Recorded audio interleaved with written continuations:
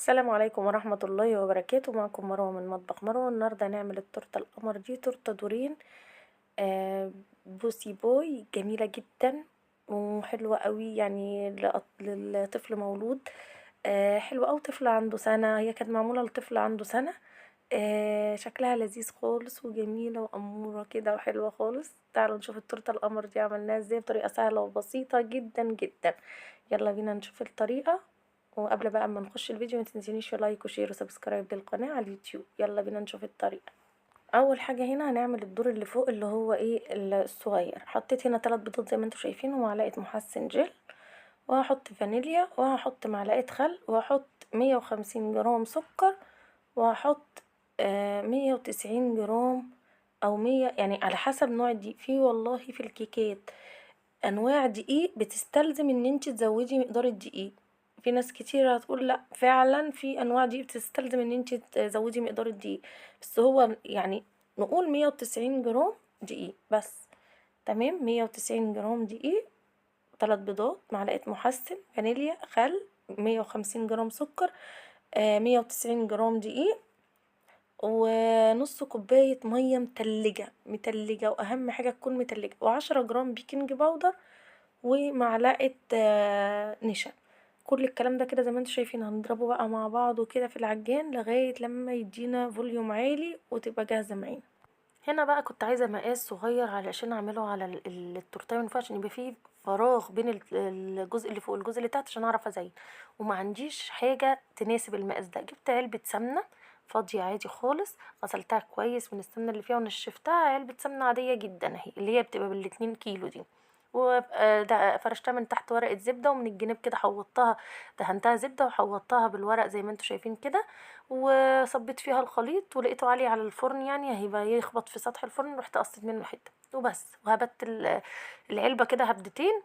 وهنا بقى هعمل ايه الجزء التاني 4 بيضات، 200 جرام سكر، 250 جرام دقيق، معلقه محسن، فانيليا، خل، معلقتين نشا هرميين، و12 جرام بيكنج باودر. وهضربهم كويس جدا جدا زي ما انتوا شايفين كده. الجزء الاولاني عملته فانيليا، الجزء التاني عايزينه شوكولاته، فهزود له ايه معلقتين كاكاو زي ما انتوا شايفين كده.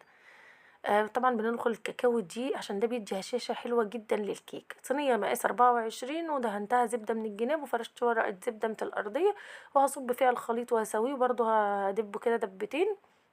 ومشغلة الفرن على درجة حرارة 170 على الرف اللي في النص، وهحط الصينيتين. بصوا دي صينية مقاس 18، حطيت فيها علبة السمنة. ماشي، علبة السمنة دي مقاس 16 لما قستها.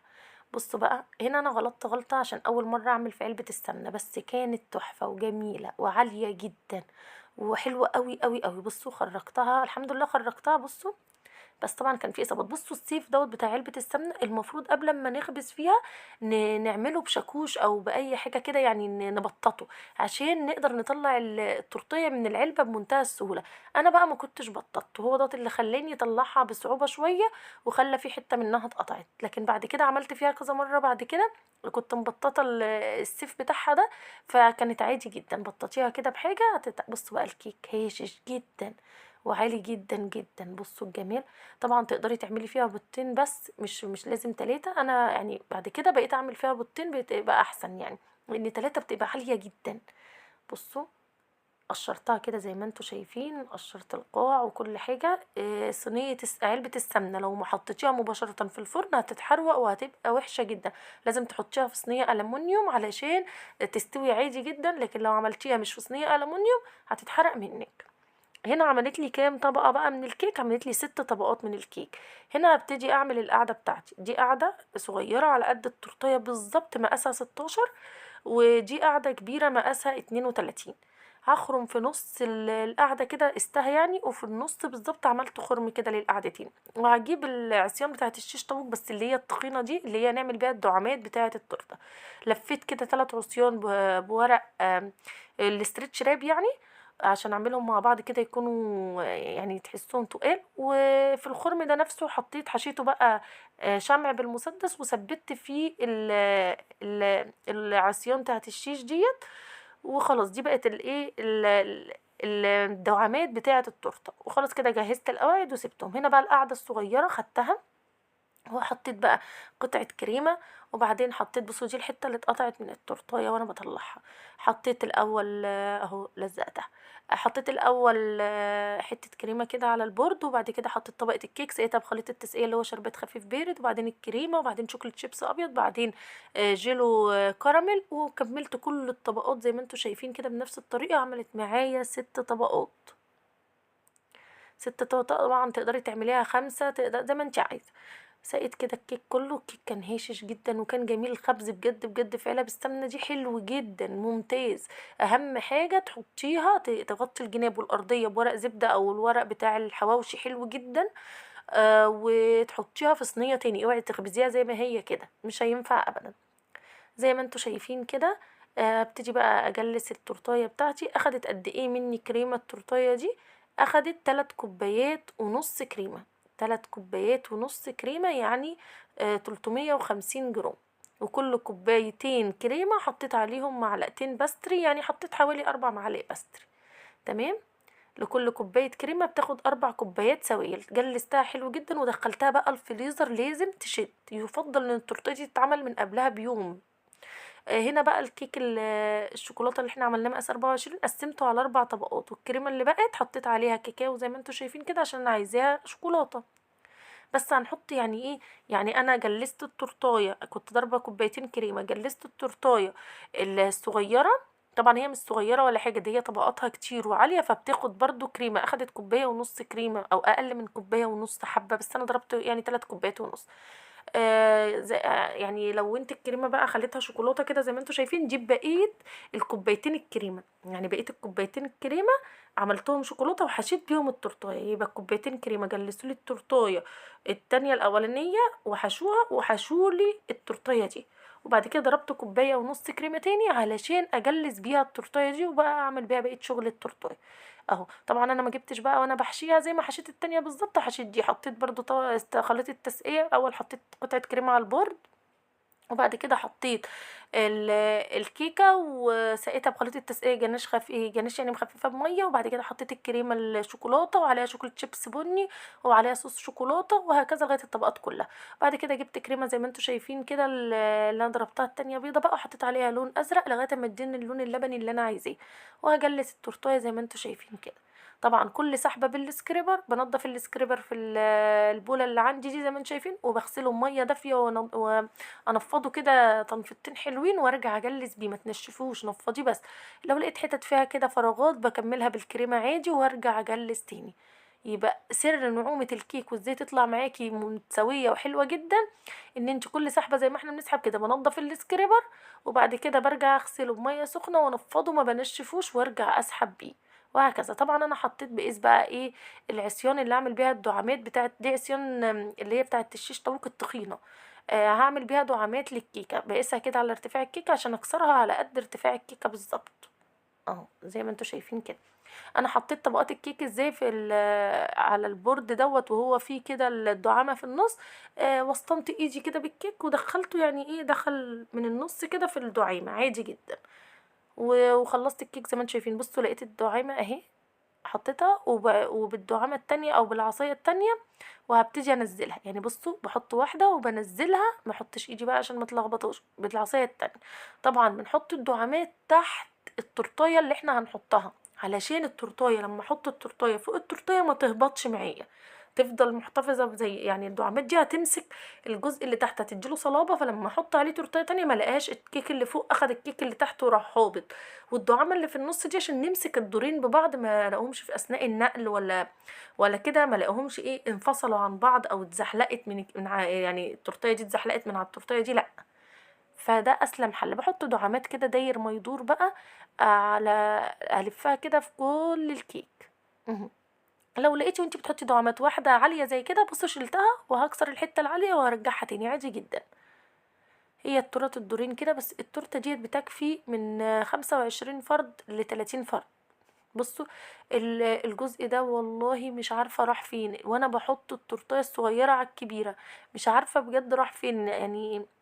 ممكن يكون التليفون ما كانش بيصور وانا بحطه، ممكن. هو على العموم بصوا انا لو انتوا اخدتوا بالكم وانا بعمل البورد كان خرمة البورد الصغير دوت في نفس الخرم اللي في البورد الكبير اللي انا عملت عليه التورتيه الصغيره، خرمته هما الاتنين وسطنتهم كده وخرمتهم نفس الخرم بالمقص.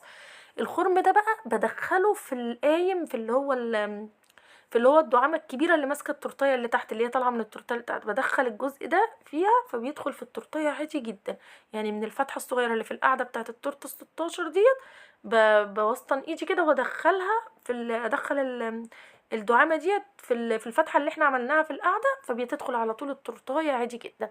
هنا بقى جبت كريمه بيضه بكيس حلواني عادي خالص، من غير فتحته فتحه صغيره كده، من غير بلبله ولا اي حاجه، وهبتدي احزم التورتيه من تحت كده من غير اي شكل، اهو زي ما انتوا شايفين كده بخط طولي كده داير ما يدور حوالين التورتيه. والجزء اللي فوق حزمته برضو بكريمه لبني، برضو بكيس حلواني زي ما عملنا فوق كده.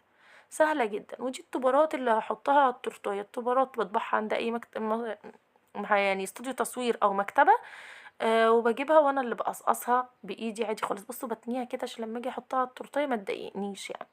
اهي التورتيه دي كانت صاحبتها بعتها لي عجينه سكر وعايزاها نفس الشكل، فانا قلت لها مش بشتغل عجينه سكر الا اعمل اشكال بسيطه وحاجات كده، فممكن اعملها لك كريمه.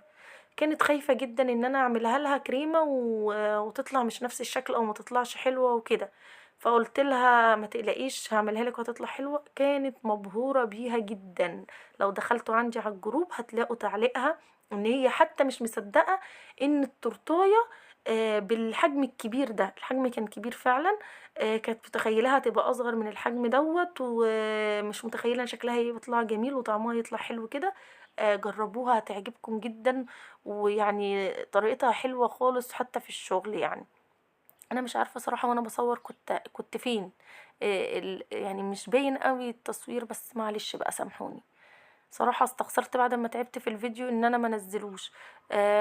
المقطع اللي مش لاقياه دوت اكيد ما تصورش، وان برضو التصوير معلش بقى يعني استحملوا لي الفيديو دوت، وان شاء الله نعمل تورت دورين كتير الايام اللي جايه. هنا حطيت البيبيون بتاع البيبي كده، وهحط هنا بقى اللي هما الحزامين اللي بيبقوا في البنطلون كده ولا حاجه، يعني هو شكل التورتايه يعني. احط حزام من هنا كده وحزام من الناحيه التانية. طبعا نكون حريصين جدا ان ايدينا تلمس الورق بس ما تلمس اسمه ايه اسمه ايه ما تلمس الكيك او الكريم. بصوا لو تاخدتوا بالكم الجزء اللي فوق هتلاقوني سايبه مسافه كبيره من قدام كده عند التوبر اللي انا حطيته اللي هو بوسي بوي ده، بوسي بيبي، بيبي مش بوي، دوت. وتلاقيني الجزء اللي من ورا عاملاه على قدها بالظبط، يا دوبك اخد الحزام اللي انا حزمته بيه بس، لان انا عايزه الجزء اللي قدام ده فاضي علشان اكتب فيه اسم البيبي. تمام اهو. بصوا هحط الحزام الناحيه التانية بقى. بصوا انا مرضتش اجري الحته دي لان انت لازم تشتغلي بهدوء بهدوء جدا جدا وانت شغاله، علشان مفيش حاجه تتلخبط، عشان وانت شغاله ما فيش ايديك تلمس الكريمه تبوظها كده. اهو بثبته كده بالراحه بايدي. ودوت بقى اللي هو الولد لما بيبقى قاعد على مكتب كده، البيبي الصغير، هحطه بقى على راس التورتايه من فوق. اهو الحمد لله اللي انا ربنا الهمني وعليت الكاميرا. اهو. بس على فكره مش انا، ده محمد ابني كان واقف جنبي بيقول لي ماما مفيش حاجه طالعه، انتي بتشغله بس الصوره مش باينه. فالحمد لله ده صورة البيبي نفسه اللي كان صاحب التورتايه، فكانت عايزة تحطها معايا، فانا قلت ايه احطها يبقى وش للشخصية الكرتونية ووش ايه يعني اللي واقف هنا يشوف البيبي صاحب التورته، واللي واقف هنا هيشوف الشخصية الكرتونية. اقترحت على صاحبة التورته كده عشان هي عايزة تحط الصورتين، وبالمرة هنديري ال الدعامة اللي احنا حطيناها اللي طلعت من التورتايه. هنحط بقى الزراير بتاعة التورتايه اللي بتاعة القميص. انا مرضتش اقص بقيه الدعامه من فوق لان كنت صراحه ممكن ابوظ التورتايه، فسبتها واتدارت كده بالصورتين زي ما انتوا شايفين. اهي حطيت الزرارين كده. سهله جدا وبسيطه وحلوه قوي. هي بس عايزه ان انت تعملي التورتايه دي من بالليل عشان تقعد وقت كبير في التلاجة، يعني تقعد وقت كبير في التلاجة متجلسه، والتزيين يبقى بس تاني يوم، او تعمليها الصبح بدري جدا لو هتسلمي متاخر 8 9 بالليل حلو قوي. طبعا البيبي كان عنده سنة، حطيت له بقى كده رقم 1 وهنا بقى حطيت بقية الطبارات كده اللي هي حطيت بالونات، يعني دي اضافات بقى من عندي، هي ما كانتش في التورتايه التانية. هي قالت لي صراحه اعملي، هي عايزاها نفس شكل التورتايه التانية بس لو انا هزود حاجات هتخليها احلى، قالت لي اعملي اللي تشوفيه صح. حطيت ببرونه كده، فانا صراحه عملتها وكانت عاجباها جدا والله. قالت لي دي احلى من الصوره اللي انا بعتها لك بكتير، فالحمد لله رب العالمين يعني. هنا بقى حطيت ببرونه، وهنا حطيت اللي هي البزازه ولا اسمها ايه، التيتانيا دي اللي بياخدها البيبي. وهحط بقى بالونات كده من الناحيتين هنا وهنا. طبعا مثبته كل دوت الحاجات الكبيره بثبتها بعصيان شيش رفيعه، والحاجات اللي هي الصغيره زي البلالين والحاجات ورقم 1 وكده بثبتها بالخله بتاعه السنين، باستخدام طبعا مسدس الشمع وبعملها. بصوا شكلها عسول ازاي، جميله جدا اهي، سهله خالص خالص. انا مرضتش اجري خالص المقاطع بتاعه التزيين علشان تقدروا تشوفوها يعني وتعملوها.